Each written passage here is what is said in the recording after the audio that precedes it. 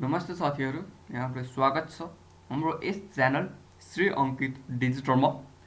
मैले आज यो अल कन्सेप्ट अफ ट्रिगोनोमेट्रीको पार्ट 1 भिडियो लिएर आएको छु। मैले आज यस भिडियोमा general concept of the trigonometry with formula लिएर आएको छु। कृपया भिडियो अन्त्यसम्म हेरी हामीलाई साथ दिनुहोला। ट्रिगोनोमेट्री भनेको जुन एउटा अप्सनल म्याथको एउटा सबैले गाह्रो विषय भन्दछन्, तर एउटा गाह्रो च्याप्टर भन्दछन्, तर यो होइन। ट्रिगोनोमेट्रीको नि एउटा मात्र एक्सर्साइज गाह्रो हो, अरू सबै सजिलो छ। ट्रिगोनोमेट्री जुन अप्सनल म्याथमा पनि पढिन्छ र यसलाई कम्पलसरी म्याथमेटिक्समा पनि पढिन्छ। ट्रिगोनोमेट्री एउटा निकै सजिलो पनि हो। All concept of the trigonometry trigonometry formulas list is provided here based on trigonometry ratio such as sine, cosine, tangent, cosecant and secant and cosecant बाट यो बनेको हुन्छ। These formulas are used to solve the various trigonometry problems and यिनै फर्मुलाको सहायताले नै हामीले विभिन्न अप्ठ्यारो भएका ट्रिगोनोमेट्रीका प्रब्लम्सहरू सजिलै तरिकाले हामीले सल्भ गर्न सकिन्छ। In mathematics or optional mathematics, trigonometry is one of the most important topic to learn. हो ट्रिगोनोमेट्री एउटा इम्पोर्टेन्ट टपिक्स हो। यसलाई इम्पोर्टेन्ट टपिक्स हामीले किन भनेको त हो, यसलाई हामीले इम्पोर्टेन्ट टपिक्स यो हामी जुन पछि सिभिल इन्जिनियरिङहरूतिर जाँदा होइन, पछि इन्जिनियरिङ फ्याकल्टीतिर जाँदा यो ट्रिगोनोमेट्रीको निकै ठुलो महत्त्वपूर्ण भूमिका रहेको हुन्छ र त्यसै कारणले गर्दा यसलाई एउटा इम्पोर्टेन्ट टपिक्स टु लर्न पनि भनिएको। Trigonometry is basically the study of triangle where trigon means the triangle and metry means measurement हो। ट्रिगोनोमेट्रीमा एउटा हो, trigonometry basically we study about the triangles where trigon means triangle हो। Trigon भनेको के हो त, ट्रायङ्गल हो, र त्यसै गरी मेट्री भनेको हाम्रो मेजरमेन्ट हो है। यो कुरा बुझ्नु आवश्यक छ। With reference to the right angle triangle the list of the trigonometric formulas has been formulated. All the trigonometric formulas are based on the identities and ratio हो। सबै ट्रिगोनोमेट्रीका फर्मुलाहरू त्यसको एउटा के को आधारमा रहेका हुन्छन् त भन्दा त्यसको एउटा आइडेन्टिटी र रेसियोको आधारमा रहेका हुन्छन्। The relationship between the angles and length of the sides of the triangle is formulated with the help of trigonometry concept।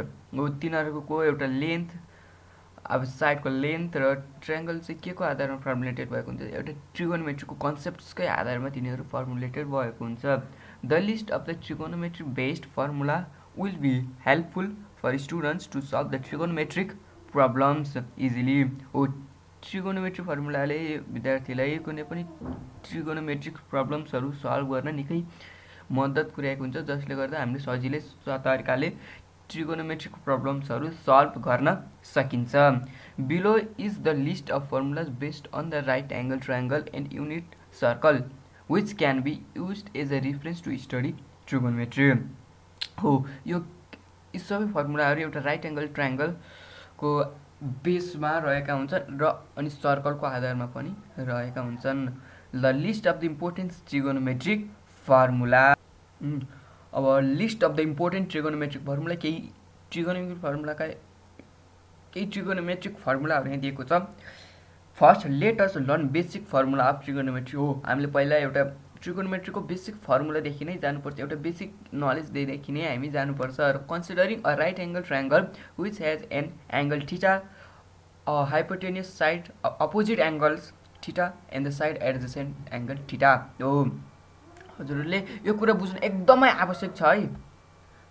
यहाँ अब हामीले हाइपोटेन्युस परपेन्डिकुलर बेस कसरी चिन्ने, यो जब राइट एङ्गल ट्रायङ्गलको अपोजिट चाहिँ जहिले पनि के हुन्छ त भन्दा हाइपोटेन्युस हुन्छ र यसको यताको परपेन्डिकुलर हुन्छ र तलको जहिले नि बेस हुन्छ। यसलाई के डिनोट गरिन्छ त भन्दा थीटाले हामीले डिनोट गर्न सक्छौँ।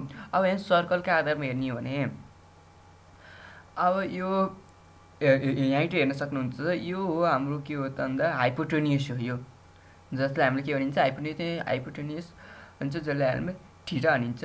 र त्यसै गरी यो तलको हो हाम्रो के हो त यो बेस हो, र त्यसैगरी हाम्रो परपेन्डिकुलर यो कति डिग्रीमा बनेको छ त नि भन्दा यो हाम्रो 90 डिग्रीमा बनेको छ है। यहाँ हेर्न सक्नुहुन्छ यो हाम्रो के हो कतिमा बनेको छ भन्दा 90 डिग्रीमा बनेको छ र यसलाई हामीले एक्स र वाइले डिनोट गरिन्छ।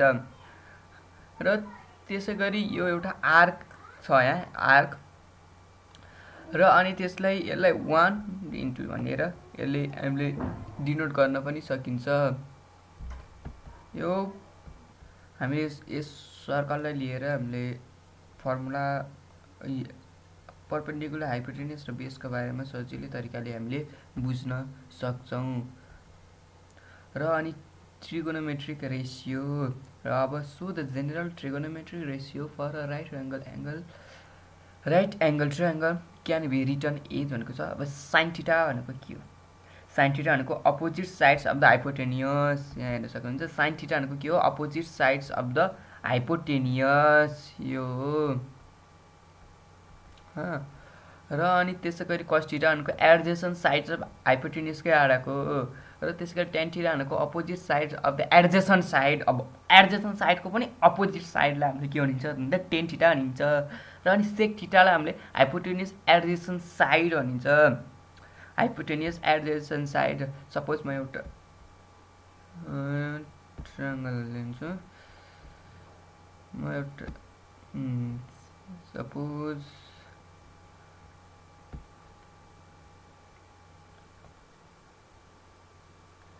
मैले एउटा ट्रायंगल लिएँ र यहाँ हाम्रो के भन्छ भन्दा यहाँ 90 डिग्री छ। अब sin थीटा भनेको यो opposite sides of the hypotenuse. हाइपोटेन्युसको अपोजिट साइड भनेको यो पर्यो नि त। हाइपोटेन्युस भनेको त यो हो, यसको अपोजिट साइड त यो पर्यो नि त हो। यसलाई हामीले sin थीटा भनिन्छ। र cos थीटा भनेको adjacent sides of hypotenuse. हाइपोटेन्युसको adjacent side यो, यसलाई हामीले cos थीटा भनिन्छ। र tan थीटा भनेको opposite sides of the hypotenuse. हाइपोटेन्युसको नि अपोजिट साइड्स भनेको यो पर्यो tan थीटा। र त्यसैगरी sec थीटा भनेको हाइपोटेन्युस एडजेसेन्ट साइड। हाइपोटेन्युसको एडजेसेन्ट साइड भनेपछि यो पर्यो भनेर। अनि यो cot थीटा भनेको adjacent sides of the opposite side. फेरि अपोजिट साइड्सको नि एडजेसेन्ट साइडको नि अपोजिट साइड भनेर यो पर्यो। र यसरी हजुरले बुझ्न सक्नुहुन्छ। र त्यसैगरी trigonometric ratio for unit circle similar for a unit circle for which radius is equal to 1 and theta is the angle. The value of hypotenuse and the adjacent side there is equal to the radius of the unit circle. Hypotenuse adjacent side to theta equals to 1. Therefore the ratio of trigonometry are given by. मैले यहाँ एउटा उस पनि गरिदिन्छु है त। Suppose म एउटा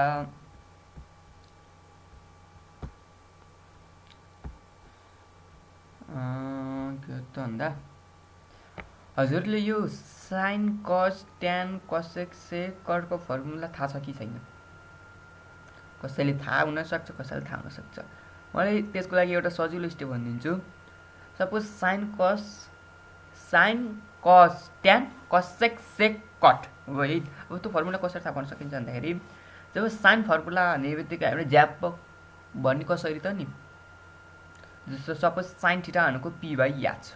अब त्यसलाई कसरी हामीले मेमोराइज गर्न सकिन्छ भनेको सपोज p/h h/b भनेको। अब त्यसलाई सजिलो तरिकाले मेमोराइज गर्नको लागि हामीले के पढेको थियौँ भन्दा पण्डित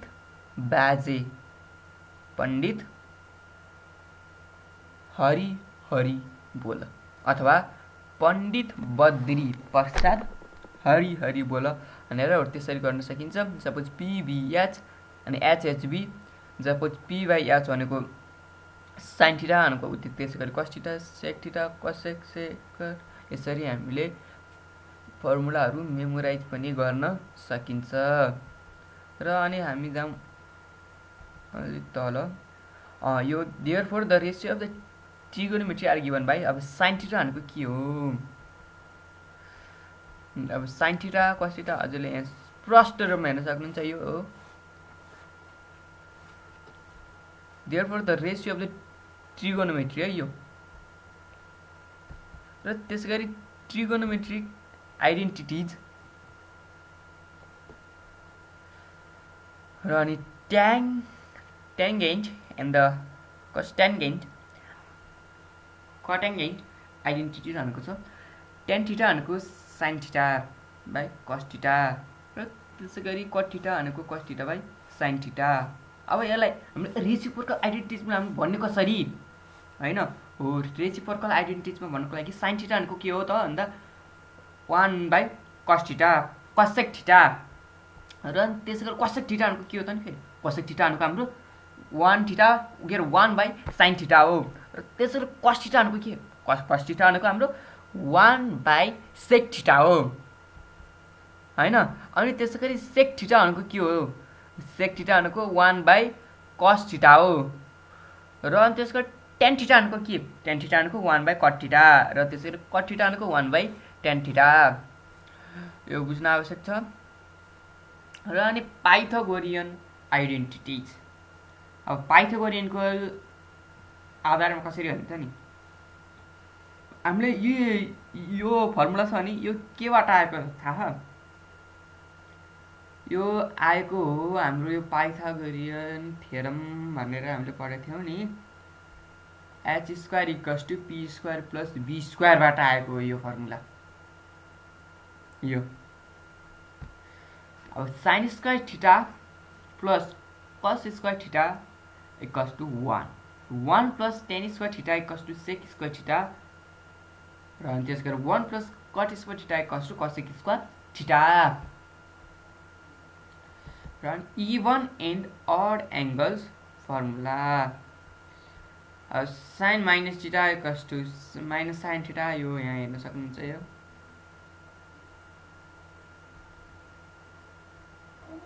र अनि त्यसै गरी कोफंक्शन्स फर्मुला कोफंक्शन अब sin 90 डिग्री माइनस थीटा भनेको के हो भन्दा हामीले ड्याप गर्न सक्नुपर्छ cos थीटा हो अनि cos 90 डिग्री माइनस थीटा भनेको के हो त sin थीटा हो र अनि त्यसै गरी tan 90 थीटा माइनस थीटा भनेको के tan 90 डिग्री माइनस थीटा भनेको के हो भन्दा cot थीटा हो अनि त्यसै गरी cot 90 डिग्री माइनस थीटा भनेको हाम्रो के हो भन्दा tan थीटा हो अनि sec 90 डिग्री माइनस थीटा भनेको cosec थीटा हो र अनि त्यसै गरी cosec 90 डिग्री माइनस थीटा भनेको sec थीटा हो हैन। अनि त्यसै गरी डबल एंगल फर्मुलाज र अनि त्यसै गरी डबल अनि यस्तो नै गर्न सक्नुहुन्छ। अनि त्यसै गरी डबल एंगल फर्मुला भनेको छ sin 2 थीटा भनेको 2 sin थीटा cos थीटा अनि sin cos 2 theta = 1 - 2 sin square theta tan 2 theta = 2 tan theta 1 - tan square theta भनेर यसरी हजुरले गर्न सक्नुहुन्छ। र त्यसगरी हाफ एंगल फर्मुला छ थ्राइस अफ एंगल फर्मुला छ यो सबै सजिलो छ। अनि सम एन्ड डिफरेन्स फर्मुला छ यो पनि सजिलै छ त यहाँ हेर्न सक्नुहुन्छ sin a + b भनेको के हो sin a cos b plus cos a sin b अनि प्रोडक्ट टु सम फर्मुलाहरु छ अनि sum to product formula sin a + sin b = 2 sin a + b2 cos a - b2 अनि इन्भर्स ट्रिगोनोमेट्री अब inversely अब sin θ = x then sin θ तो अनि adjacent x similarly भनेर यसरी एउटा न्यूमेरिकल पनि यसरी नै न्यूमेरिकल पनि जस्तोसुकै न्यूमेरिकल पनि हामीले गर्न सकिन्छ। अनि त्यसैगरी unit of circle we can see here the different value of the sin and cos ratio of the different angles such as 0 degree 30 degree 45 degree 60 degree 90 degree and so on in the all quantity। so हामीले जतिसुकैलाई पनि हामीले यतिमा नै हामीले गर्न सकिन्छ भन्न खोजेको छ यहाँ। र त्यसगरी युनिट अफ सर्कल हो यो हजुरले हेर्न निकै आवश्यक छ है कतिमा हुँदा कति यो हजुरले बरु एकछिन भिडियो पज गरेर पनि हेर्नु होला अवश्य हेर्नु होला यो एकदम आवश्यक छ यो।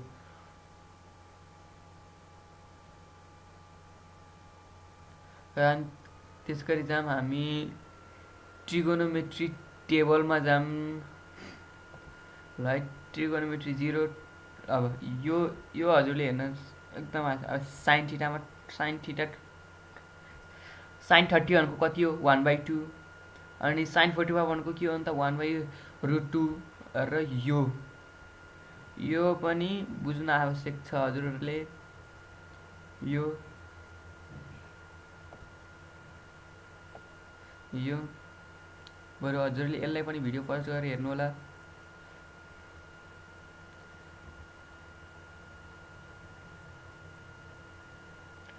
र आजलाई यति नै। अनि हजुरहरूलाई त्यस्तो न्युमेरिकल प्रब्लम्सको बारेमा फेरि अर्को भिडियो बनाउनु पर्यो भने नि हामीलाई कमेन्ट बक्समा अवश्य भन्नुहोला। हामी अब नेक्स्ट पार्ट चाहिँ हामीले सबै न्युमेरिकल हुने गर्दछ हाम्रो नेक्स्ट पार्ट। हाम्रो पार्ट 2 को प्रतीक्षा गर्नुहोला।